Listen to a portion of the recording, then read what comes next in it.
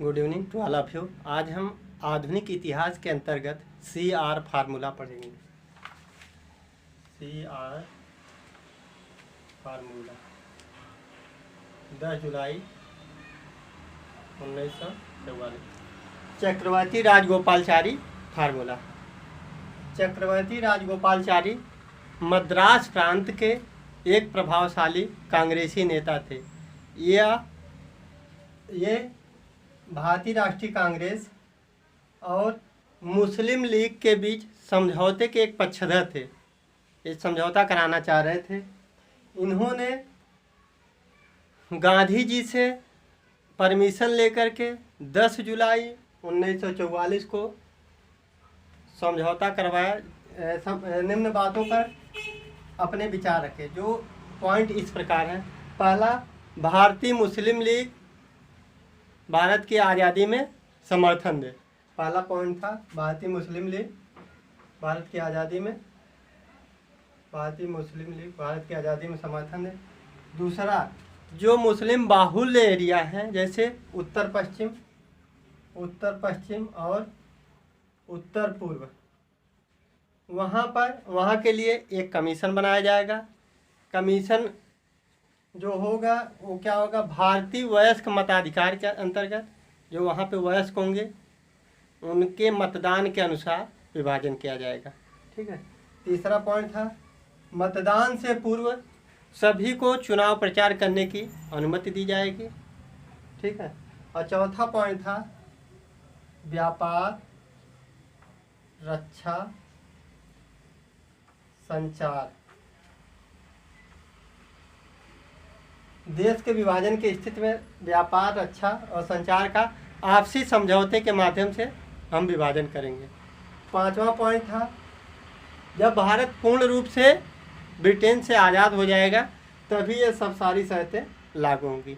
लेकिन मोहम्मद अली जिन्ना इस बातों को मानने से इनकार कर दिया। उसके बाद 10 सितंबर से 27 सितंबर 1944 तक 10 सितंबर से 27 सितंबर तक मोहम्मद अली जिन्ना और गांधी जी के बीच बातें चलती रहीं, वार्ता चलती रही। लेकिन वार्ता असफल रही और गांधी जी ने मोहम्मद अली जिन्ना को कायदे आजम कहा। पहली बार कायदे आजम कहा। कायदे आजम का मतलब होता है महान नेता। ठीक है। कायदे आजम पूछा जाता है कि कायदे आजम पहली बार मोहम्मद अली जिन्ना को किसने कहा, तो महात्मा गांधी ने मोहम्मद अली जिन्ना को कायदे आजम कहे थे। ठीक है। लेकिन बात असफल रही। कालांतर में देश का विभाजन इसी आधार पर हुआ। इसलिए कहा जाता है चक्रवर्ती राजगोपालचारी कांग्रेस के पहले ऐसे नेता थे जो जो देश का विभाजन चाहते थे, भारत पाकिस्तान का विभाजन चाहते थे। लॉर्ड वेवेल योजना 14 जून 1945। लॉर्ड वेवेल गवर्नर जनरल के पद पर आसीन होने से पहले कहा था, हम भारत के लिए अद्भुत सौगातों से भरा थैला लेकर आ रहे हैं। उन्होंने क्या कहा था कि हम भारत के लिए एक अद्भुत सौगातों से भरा थैला लेकर आ रहे हैं। पद ग्रहण करने के 2 वर्ष तक लॉर्ड वेवेल खामोश रहा। वह 14 जून 1945 को अपनी योजना प्रस्तुत किए जो निम्न प्रकार से है। ठीक है। वह क्या है। पहला है, ब्रिटिश सरकार भारत में स्वशासन के लक्ष्य की ओर बढ़ रही है। ब्रिटिश सरकार जो है भारत में स्वशासन के लक्ष्य की ओर बढ़ रही है।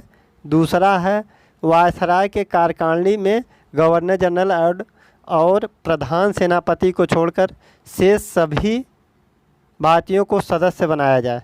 दूसरा पॉइंट ये है। तीसरा है, सिखों, दलितों और भारतीय ईसाइयों को भी समुचित स्थान दिया जाए। और इसमें चौथा पॉइंट है, युद्ध संचालन और प्रशासन संचालन के साथ साथ संविधान निर्माण का भी मार्ग प्रशस्त किया जाए। पांचवा पॉइंट, सीमांत एवं काबिलाई मामलों को छोड़कर शेष विदेशी मामले भारतीय मंत्रियों के नियंत्रण में के नियंत्रण भारतीय मंत्रियों के नियंत्रण में है। इस योजना पर विचार विमर्श करने के बाद 25 जून 1945 को शिमला में लॉर्ड वेवेल ने एक सर्वदलीय सम्मेलन बुलाया, जिसे शिमला सम्मेलन भी कहा जाता है। एक सम्मेलन बुलाया जो भारतीय मुस्लिम लीग और भारतीय राष्ट्रीय कांग्रेस के समझौता कराना चाह रही थी, जिसे शिमला समझौता कहा जाता है। 21 राजनीतिक नेताओं की उपस्थिति में सम्मेलन प्रारंभ हुआ। मोहम्मद अली जिन्ना ने कहा, कार्यकारिणी परिषद में मुस्लिम सदस्य मुस्लिम लीग द्वारा चुने जाएंगे और कांग्रेस केवल हिंदू सदस्यों का चुनाव करेगी। इस प्रकार छोटी बड़ी पार्टियों में बहस हो गई, जिसके परिणाम स्वरूप 14 जुलाई 1945 को लॉर्ड वेवेल ने शिमला सम्मेलन के असफलता की घोषणा कर दी। ठीक है, उसके बाद हम अध्ययन करेंगे कंजर्वेटिव पार्टी के बारे में। 1945 का चुनाव जो ब्रिटेन में हुआ था उसको देखते हैं। तो जो वहाँ पे दो पार्टियाँ थे, पहला थी कंजर्वेटिव पार्टी, दूसरा थी यहाँ पे लेबर पार्टी ब्रिटेन में। तो जो हारी थी वो विंस्टन चर्चिल वाली पार्टी हार गई थी और बहुमत वाली सरकार किसकी बनी थी? लॉर्ड क्लेमेंट एटली ने। ब्रिटेन में 1945 के चुनाव में लेबर पार्टी दल कंजर्वेटिव पार्टी को हराकर बहुमत हासिल किया। ठीक है, लेबर पार्टी का उम्मीदवार लॉर्ड क्लेमेंट एटली को 1945 में ब्रिटेन का प्रधानमंत्री बनाया गया। उन्होंने घोषणा करते हुए कहा कि राष्ट्रमंडल में भारत को स्वतंत्र रहने का अधिकार है। उन्होंने घोषणा करते हुए कह दिया कि राष्ट्रमंडल में भारत को स्वतंत्र रहने का अधिकार है। ठीक है, उन्होंने ये घोषणा किया।